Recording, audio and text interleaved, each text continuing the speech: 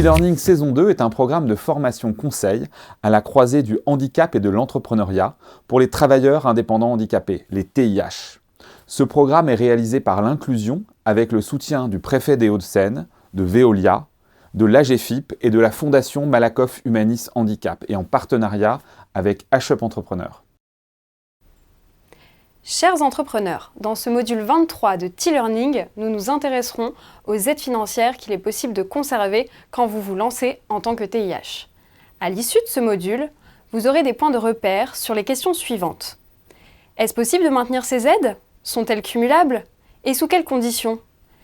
Nous allons structurer ce module en 3 parties.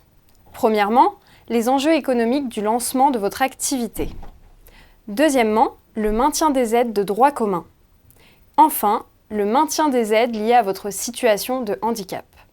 Avant de commencer, gardez en tête que ce module vient en complément du module 19 dédié aux aides financières existantes pour les TIH et qu'il a été écrit à l'été 2022. Certaines règles vont donc évoluer. Dans le doute, consultez les sources fiables comme service-public.fr. Première partie, les enjeux économiques du lancement de votre activité. Le démarrage d'une activité induit une phase d'amorçage où les revenus dégagés ne permettent pas immédiatement un revenu d'activité régulier. La plupart des entrepreneurs revoient à la baisse leur rémunération pendant les phases d'amorçage et d'accélération. Pour conserver un niveau de revenu suffisant, il est important de connaître les aides auxquelles vous avez droit ou de vous assurer de leur maintien si vous en percevez déjà. Cela vous permettra également d'estimer le temps alloué au développement de votre activité sans rémunération ou avec un faible revenu. Il existe plusieurs enjeux en interaction avec le choix de votre statut juridique. La plupart des aides sont conditionnées à vos revenus. Or, le statut juridique de votre structure impacte son régime fiscal et donc la qualification de vos entrées d'argent. Si votre structure est une personne physique, comme le statut de micro-entrepreneur, alors votre chiffre d'affaires sera intégré dans le calcul de vos revenus personnels pour les déclarations concernant vos demandes d'aide et l'impôt sur le revenu. Si votre structure est une personne morale, comme la SASU, Société par action simplifiée unipersonnelle, alors les revenus ne seront pas à prendre en compte dans vos déclarations pour vos demandes d'aide. Ils seront imputés aux impôts sur les sociétés. Il est important d'anticiper ces questions lors du choix de votre structure juridique. Les aides sont généralement cumulables sous certaines conditions. Cependant, il peut y avoir un mécanisme de dégressivité. Vous touchez des montants qui baissent avec le temps. Pensez à vous faire accompagner pour avoir une estimation des aides dont vous pouvez bénéficier en complément de votre activité d'indépendant. Deuxième partie, le maintien des aides de droit commun. Plusieurs aides de droit commun existent. Il y a le RSA, Revenu de solidarité active, pour les personnes dont l'activité professionnelle ne permet pas un revenu suffisant, y compris les indépendants. Son attribution est soumise à certaines conditions, telles que les ressources, la composition du foyer et un accompagnement par une structure pour l'insertion professionnelle et sociale. Pour obtenir le RSA, la procédure varie en fonction de la caisse d'affiliation, CAF ou MSA. Une fois la première demande réalisée, vous devez actualiser votre situation tous les trimestres. Au 1er juillet 2022, le RSA est de 598,54 € par mois pour une personne seule sans allocation logement. Enfin, il n'est pas soumis à l'impôt sur le revenu. Une nouvelle aide aux travailleurs a vu le jour en janvier 2016, la prime d'activité. Elle fusionne le RSA activité et la prime pour l'emploi et s'adresse aux travailleurs qui touchent de faibles revenus, quel que soit leur statut. Afin de toucher cette prime, un travailleur indépendant ne doit pas dégager des revenus supérieurs à environ 1 500 € net par mois pour une personne seule. Les revenus pris en compte sont le cumul de vos revenus professionnels, des revenus tirés de votre patrimoine ou de capitaux, de vos allocations et de vos aides sociales.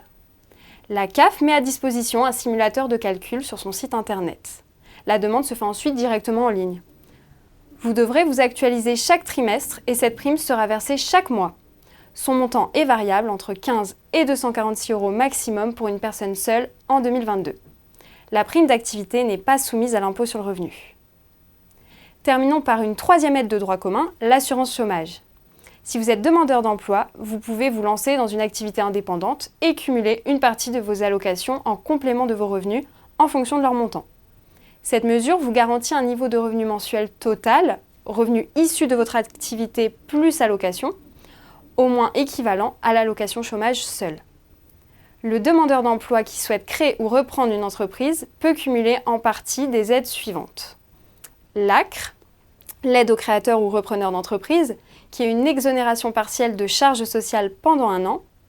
L'ARS, l'aide à la reprise et à la création d'entreprise dont le montant correspond à 45% de vos droits au chômage.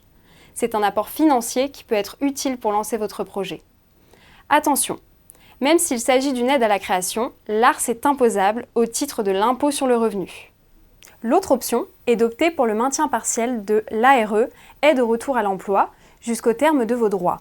Vous restez demandeur d'emploi tout en lançant votre entreprise et vous continuez à percevoir vos indemnités journalières.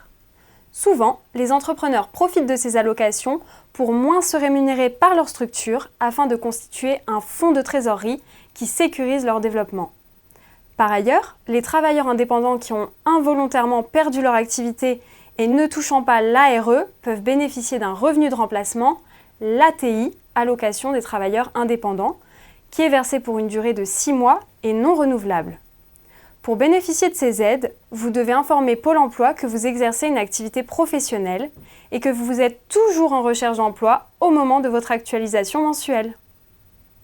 Vous pouvez aussi cumuler salariat et activité indépendante.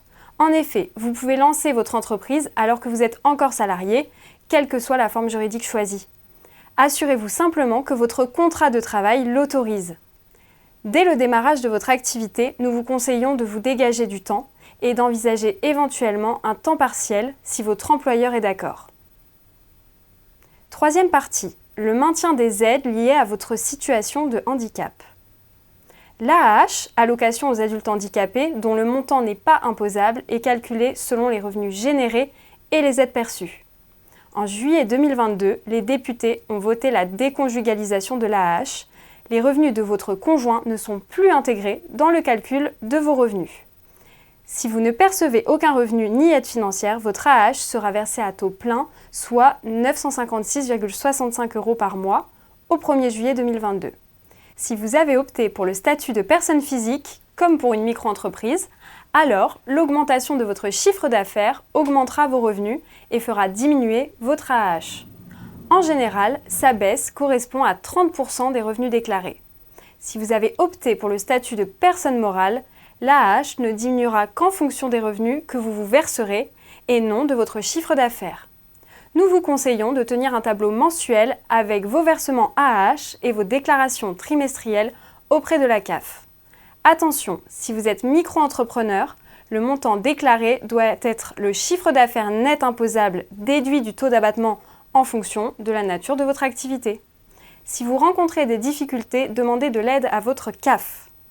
Quant à la pension d'invalidité, vous pouvez la cumuler avec les revenus liés à votre activité sous certaines conditions, mais ce cumul ne doit pas dépasser le montant perçu avant votre invalidité.